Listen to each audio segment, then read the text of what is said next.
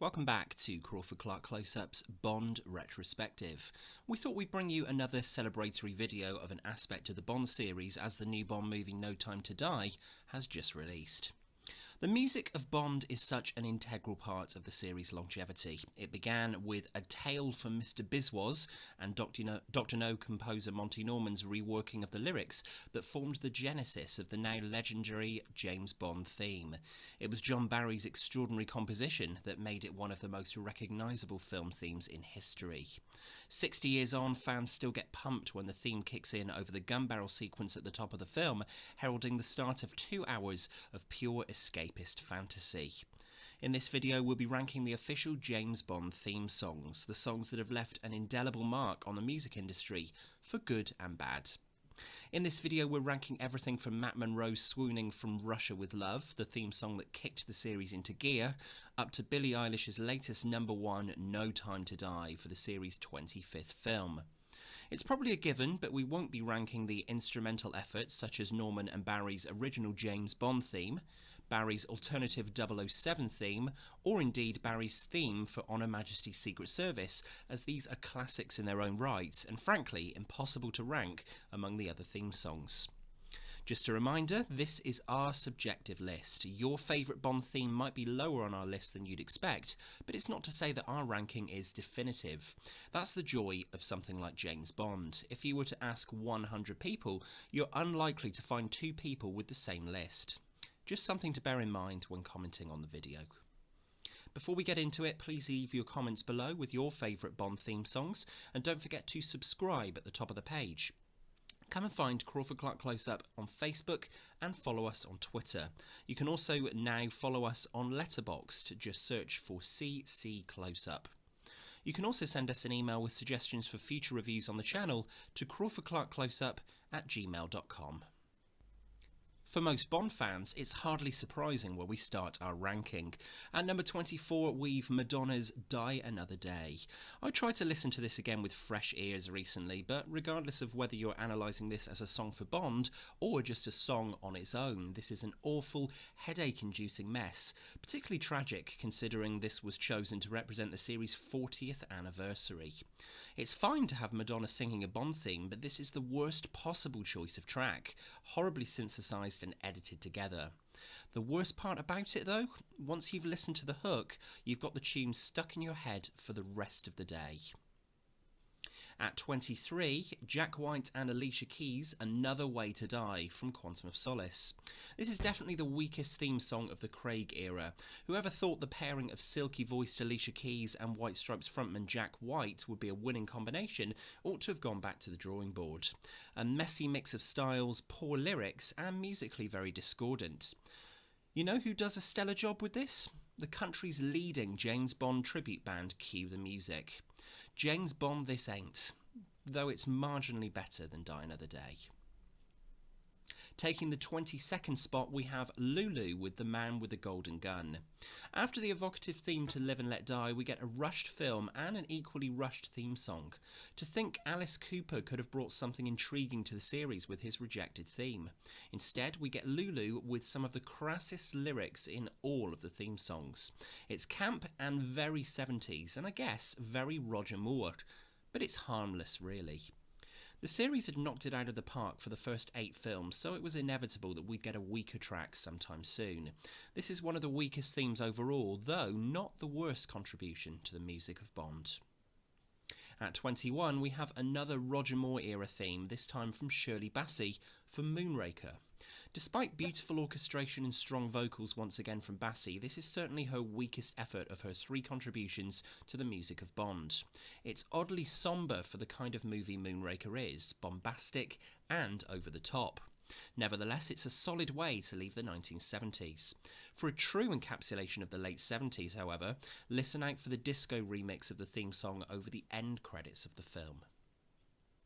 We begin the top 20 with Sheryl Crow's Tomorrow Never Dies. This is one of the more forgettable themes after some brilliant cues from some of the immediately previous films. Sheryl Crow's effort is solid, but doesn't feel especially Bondian given they could have used K.D. Lang's Surrender instead, which happened to be relegated to the end credits. At 19, we return to Roger Moore Bond with Rita Coolidge's All-Time High from Octopussy. Coolidge rounds out the Bond ballads for a little while with this solid, if uninspiring, theme for Octopussy. I mean, not a huge amount rhymes with Octopussy, does it? The theme is a real grower, and I certainly like it more now, given its instrumental use from composer John Barry throughout the film. One of the lowest charting songs in the series in the UK, however, only making number 75. At 18, we have the Oscar-nominated For Your Eyes Only, written by composer Bill Conti and performed by Sheena Easton. Following Moonraker, we enter the 1980s with one of the youngest ever theme song performers, Sheena Easton, giving the ballad For Your Eyes Only her best efforts. It's a catchy song in the Bond oeuvre, suiting the laid-back, back-to-basics style of the film well, and Easton represents the only time in the series to date that the theme song performer appears on screen in the film singing the track. Number 17 is one of the latest, Sam Smith's The Writings on the Wall from Spectre.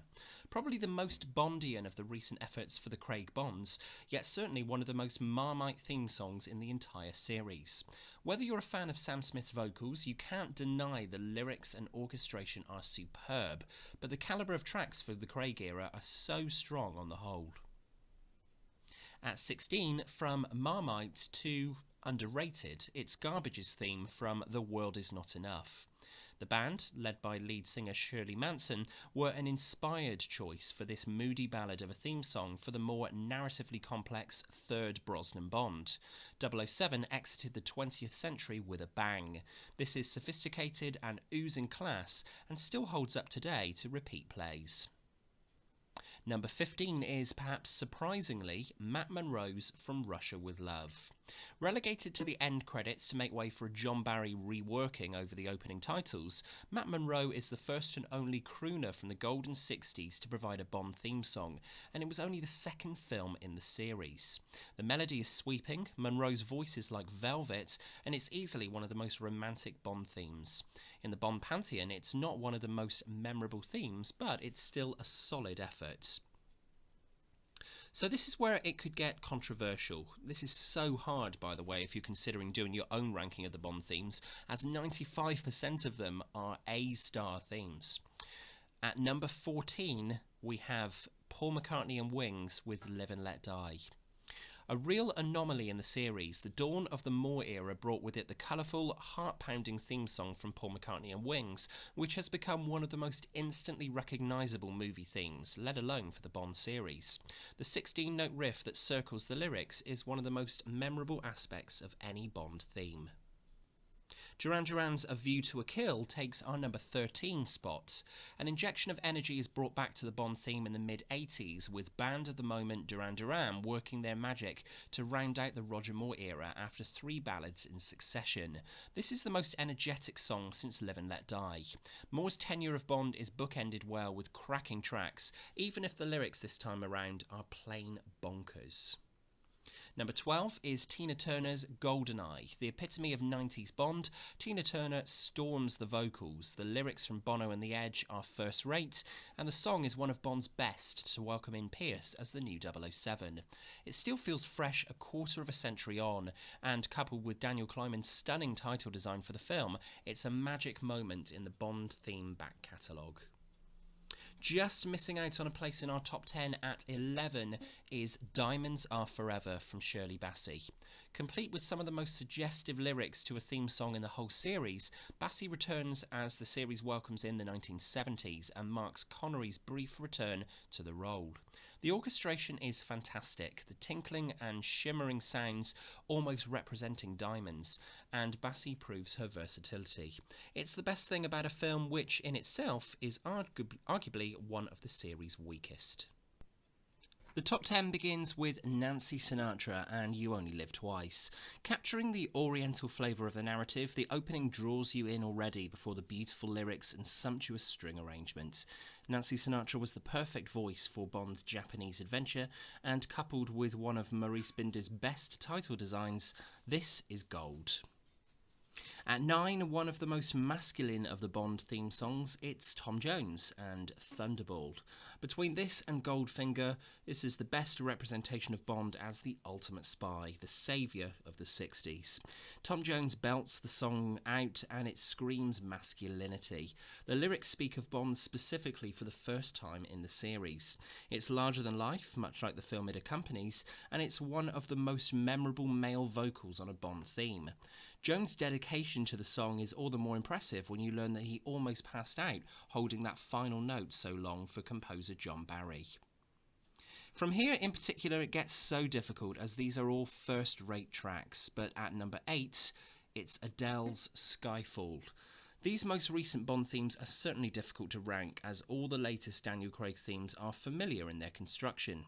Adele's vocals work in this song's favour, though the song has definitely been overplayed since release, to its slight detriment. Still, it was a deserving Oscar win for the first time for a Bond theme, and even for the non-Bond fans out there, this is one of the most recognisable and loved of the Bond songs. Number 007 in our ranking brings us to the most recent contribution to the world of Bond music, Billie Eilish's No Time to Die. The song showcases Eilish at probably her best vocally to date. She's the youngest performer of the coveted Bond theme that everyone craves the opportunity to perform, and whilst it's not the best Bond theme per se, it's probably the most immaculately produced and performed theme in the series to date. One thing I'd change is to replace the word stupid in the lyric "Was I stupid to love you" with foolish, but that's a very small niggle. At number 6 we have a song that just gets better with every listen, Chris Cornell's You Know My Name from Casino Royale. For Daniel Craig's debut, we got the rockiest Bond theme up to this point in the series. Chris Cornell's theme works best over Daniel Kleinman's visuals and also sped up a little. It's certainly different, perhaps jarringly at times to what we've been used to, but one of the most memorable songs in the canon. So our top 5 begins with Aha and The Living Daylights. 1987 saw Timothy Dalton emerge as the new no-nonsense 007, harking back to the grittiness of the character from Fleming's pages. Aha's theme song is one of the most rousing to date, driving the narrative along, and is one of the most played commercially outside of the series, clearly recognised for the great movie theme it is. At number 4, again this could be a surprise given how generally underrated both the film and the theme song are, it's Gladys Knight's License to Kill. Knight evokes the classic bassy vocals of the 60s and 70s to deliver a real classic Bond theme to round out the 80s and Dalton's far too short tenure in the title role. The echo at the end of the track is still spine-tingling and the opening bars are so reminiscent of classic 60s Bond. 3 classics to go, and we start at number 3 with We Have All the Time in the World from On Her Majesty's Secret Service. The last song recorded by the inimitable, extraordinary talent Louis Armstrong before his death, the song is melancholic yet hopeful at the same time, and the melody is sublime. The song has transcended the Bond series itself. Much like the film it's lifted from, the song is one of a kind, a perfect encapsulation of Bond falling in love and the sadness that comes with it. The most beautiful, heart-aching love song of all time that complements the film to perfection. So, just missing out on our top spot is Carly Simon's Nobody Does It Better from The Spy Who Loved Me. The ultimate Bond theme, a song that's since become synonymous with the everyman of the Bonds, the late Sir Roger Moore. Carly Simon's vocals seem effortless in their brilliance, the tune is one of the catchiest of all, and the song fits with the film and Maurice Binder's beautiful title design perfectly. I have to be honest, this theme is also this high on my list given the way it fades out into Gogol's office at the end of Binder's titles. Sublime. Perhaps our number 1 is a little more objective than subjective favourite, but it's obviously Shirley Bassey's Goldfinger. Opening with the extraordinary trumpet and cymbals accompanied by the incredible, never-bettered voice of Shirley Bassey, Goldfinger represents mystery, intrigue, it's oozing sex and, pardon the pun, represents the gold standard that all others have tried to imitate over the years. This is all about the antics of the film's villain, an extraordinary track that sums up everything you need to know about the series. It's bombastic and a jolt of energy, much like the film itself, and is the most effective of Bassie's 3 contributions to the world of Bond. If you're going to introduce a newbie to Bond music, there's no better place to start. So there you have it, our ranking of all the Bond theme songs to date, an eclectic selection of styles and genres that make up the music of the James Bond franchise. We're curious to know your favourite Bond themes, let us know in the comments below. If you enjoyed this video, please consider clicking subscribe at the top of the page. Come and find us on Facebook, follow us on Twitter, search for us on the movie app Letterboxd, CC Close-Up, and drop us an email with any thoughts on future reviews to crawfordclarkcloseup@gmail.com. We're giving the Bond-themed videos a break for now until 2022, when we'll celebrate the 60th anniversary of the series with a selection of further ranking videos. Coming soon, we'll have our thoughts on the new Halloween Kills, as well as a ranking of everything we've watched in October as part of our Halloween Horror Challenge for 2021. Check back soon for those. Thanks for watching, and until next time, that's a wrap.